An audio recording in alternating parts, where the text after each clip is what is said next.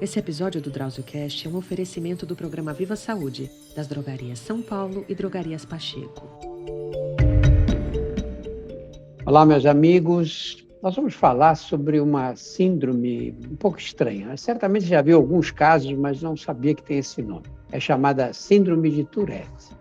É um distúrbio neurológico que causa tiques involuntários e repetitivos. Os tiques são basicamente de dois tipos principais. Os vocais, que podem ser pequenos pigarros, alguns barulhos, alguns sons de repetição, algumas palavras tabu, às vezes palavrões até. E os tiques motores, que são o segundo grupo. E são movimentos em qualquer parte do corpo que se tornam repetitivos. É uma doença difícil de diagnosticar e até hoje as causas permanecem desconhecidas. É também um distúrbio que pode ser associado a outras condições, como o transtorno de déficit de atenção e hiperatividade, TDAH, e o transtorno obsessivo compulsivo, o TOC. Embora não exista cura para a síndrome de Tourette, os tratamentos disponíveis podem contribuir para reduzir os sintomas e ampliar e melhorar a qualidade de vida dos pacientes. Para conhecermos um pouquinho mais sobre essa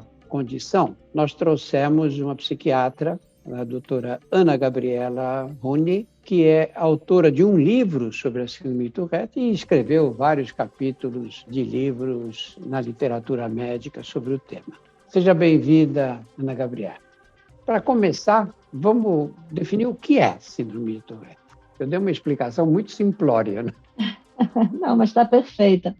Na realidade, a síndrome de Tourette é justamente o conjunto de tiques motores e vocais que não precisam acontecer ao mesmo tempo. Então, uma pessoa pode passar alguns meses com tiques motores, depois alguns meses com tiques vocais, e se esses tiques forem crônicos, ou seja, durarem 1 ano ou mais, a gente já pode bater o martelo e dizer que é a síndrome de Tourette.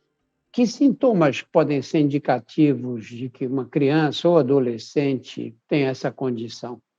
Olha, em geral, os tiques começam na infância, ao redor dos 6, 7 anos de idade. Costuma haver uma piora na adolescência, e aí depois disso eles costumam diminuir. Na idade adulta, 1/3 vai permanecer tendo tiques, 1/3 melhora, continua tendo tiques mais brandos, e 1/3 fica sem tiques. Isso independentemente de tratamento ou não. Então, quando a criança começa a piscar muito os olhos, por exemplo, fazer caretas, isso já pode ser um indicativo. A gente precisa acompanhar essa criança, né? Se os tiques não forem graves, não há necessidade de tratamento imediato, mas se esses tiques persistirem e começarem a atrapalhar o dia a dia, porque eles são chatos, né? Muitos são fortes, incomodam, causam dor, tensão muscular, atrapalham a concentração. Então, nesse caso, é prudente levar a um neurologista ou a um psiquiatra para uma avaliação mais aprofundada.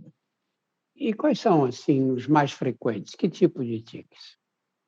Olha, eles são, na verdade, de possibilidades infinitas, porque como os tiques são contrações musculares e os tiques vocais são a emissão de barulhos ou palavras, então eles podem ser os mais variados. Mas é muito frequente que comece no rosto. Então, piscar olho, fazer careta, colocar a língua para fora, girar os olhos, né? E costuma haver uma progressão que a gente chama de rostrocaudal. Começa no rosto, depois vai descendo, vai para ombro, vai para perna. Tem aqueles que se agacham e levantam, ou pulam, ou giram. E os tiques vocais mais comuns são tossir, pigarrear, e os mais complexos são a coprolalia, que é falar palavrão involuntariamente, ecolalia, que é repetir o que a outra pessoa falou, e palilalia, que é repetir a mesma coisa várias vezes. Esses tiques mais complexos, eles têm um caráter um pouco mais compulsivo, a pessoa se sente obrigada a fazer. E os tiques mais simples, como piscar olho, fazer careta, muitas vezes são totalmente involuntários, a pessoa quando vê, já fez.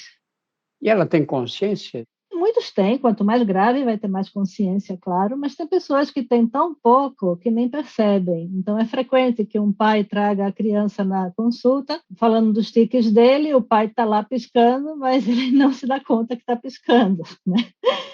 Muitas vezes os tiques são muito leves, né? Não precisam nem sequer de tratamento e acabam nem recebendo diagnóstico. Eu, no começo dessa nossa conversa, falei de TDAH, o transtorno de déficit de atenção e hiperatividade, e do TOC, Fala um pouquinho da associação entre a síndrome de Tourette e esses transtornos compulsivos.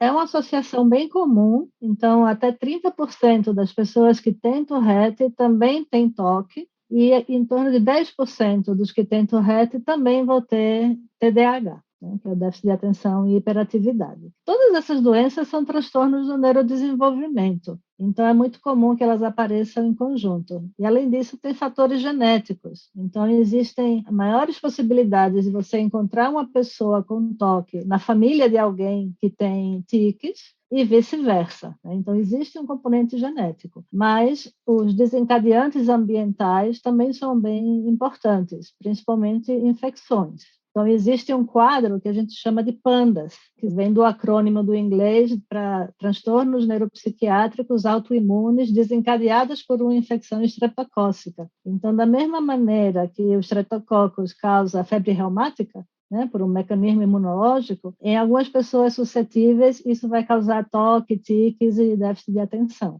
Mas é difícil pensar na fisiopatologia disso, né? Como é que uma bactéria acaba provocando uma síndrome que, eventualmente, é muito rica, né? Tem gente que tem tiques e que interferem com a qualidade de vida, né?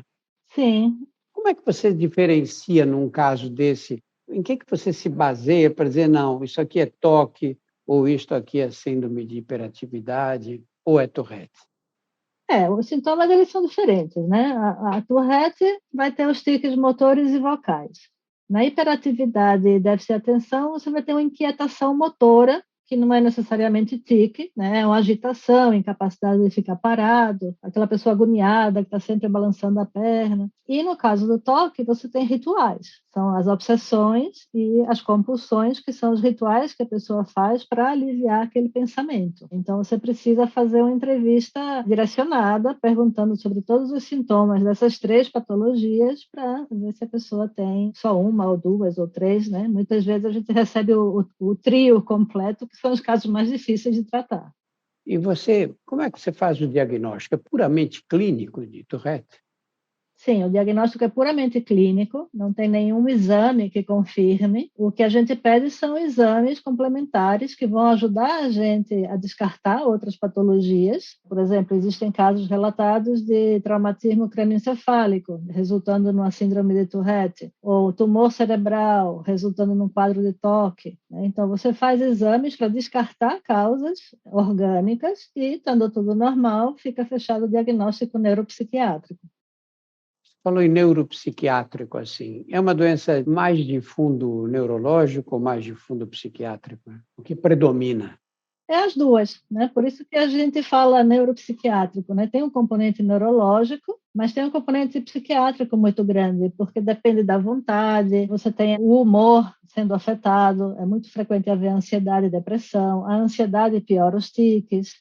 É tão imbricado, né, o neuro com o psiquiátrico, que a gente acaba falando que é neuropsiquiátrico.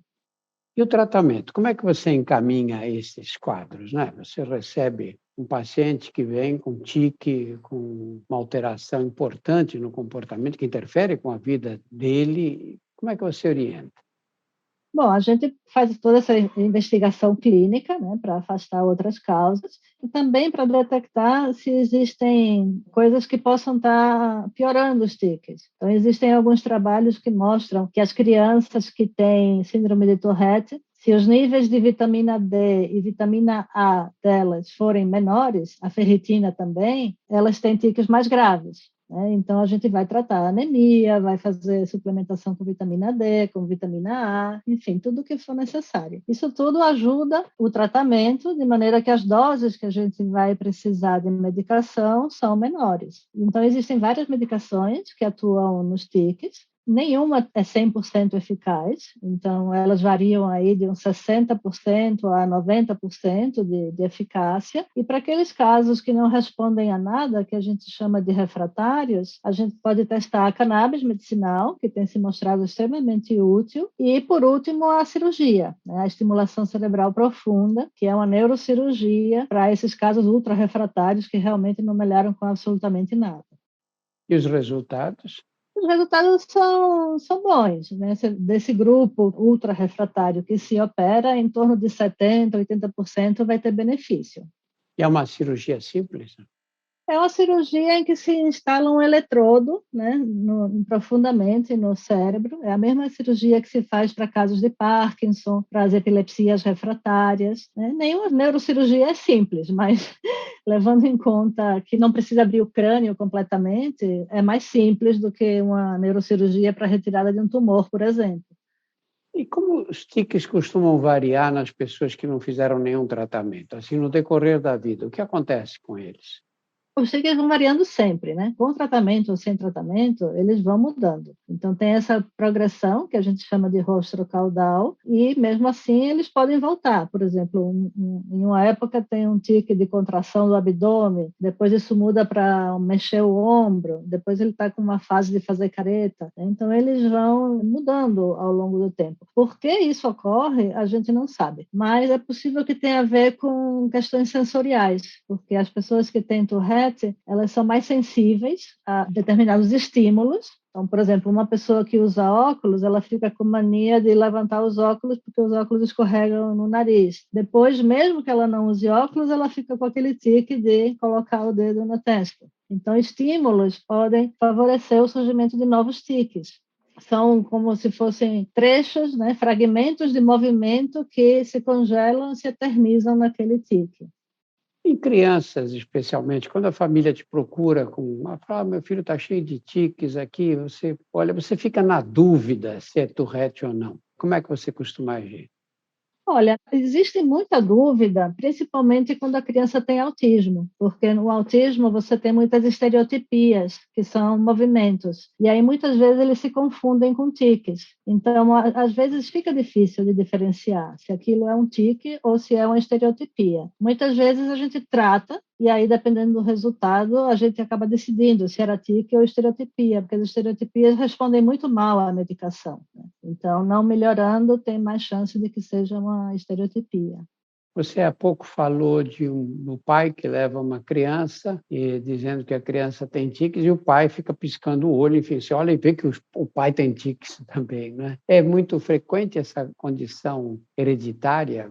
Olha, os casos mais graves não são tão frequentes, né? Acabou de sair um estudo agora nos Estados Unidos sobre a prevalência de Tourette. Eles estimaram que deve ter 1 milhão de casos nos Estados Unidos de tiques motores persistentes, ou seja, não é Tourette porque não são motores e vocais, são só ou motores ou vocais. E em torno de 400 mil de síndrome de Tourette. Então, para uma população que tem 360 milhões, não é tanto assim, né? É tipo 1 para 10 mil, digamos. Por outro lado, tem estudos que foram feitos na Inglaterra que encontraram 1% nas escolas, né? Então, eles foram avaliar as escolas e encontraram que 1% dos alunos tinham. Então, a gente não tem muitos estudos epidemiológicos, aqui no Brasil não tem nenhum, a gente não sabe qual é o número aqui no Brasil. Agora, uma coisa que a gente tem visto é que tem aumentado a frequência, né? E aí eu atribuo justamente a esses fatores ambientais, né? As infecções, o estilo de vida, deficiências nutricionais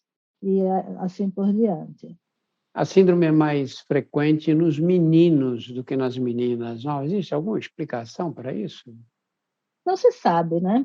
Pode ser que tenha a ver com questões genéticas ou questões hormonais, né? A testosterona, por exemplo, piora os tiques. Você pode ter pessoas com tiques que desencadearam porque usam anabolizantes, porque são fisiculturistas, por exemplo, né? Ou porque malham, vão na academia e tomam não só a testosterona, mas energéticos, cafeína, né? Então, tem questões hormonais, mas deve se dever também a questões genéticas, mas não está claro. Um dos nossos ouvintes, ouvindo você falar, disse, olha, será que meu filho não tem isso? Eu vejo que ele tem um determinado tique, mas ele não tem acesso a nenhum convênio, a nenhum médico particular. Ele encontra uma estrutura no SUS, nas unidades básicas de saúde, em que ele possa ser tratado?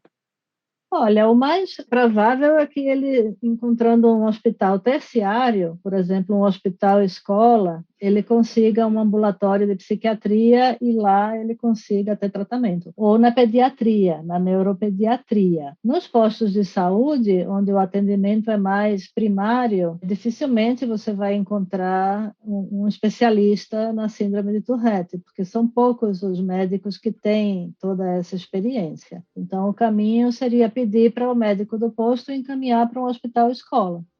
Tá ótimo, Ana. Muito obrigado, viu, pela participação nessa nossa discussão aqui. Eu que agradeço a oportunidade. Um abraço para todos. Nós acabamos de falar com a psiquiatra Ana Gabriela Runi, que é especialista em síndrome de Tourette.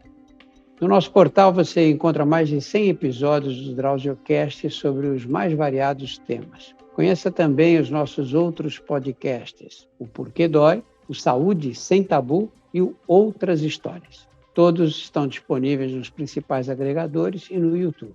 Esse episódio de hoje foi um oferecimento do Programa de Relacionamento Viva a Saúde da Drogaria São Paulo e Drogarias Pacheco. Muito obrigado, Ana. Muito obrigado a todos pela atenção. Esse episódio do DrauzioCast é um oferecimento do Programa Viva Saúde das Drogarias São Paulo e Drogarias Pacheco.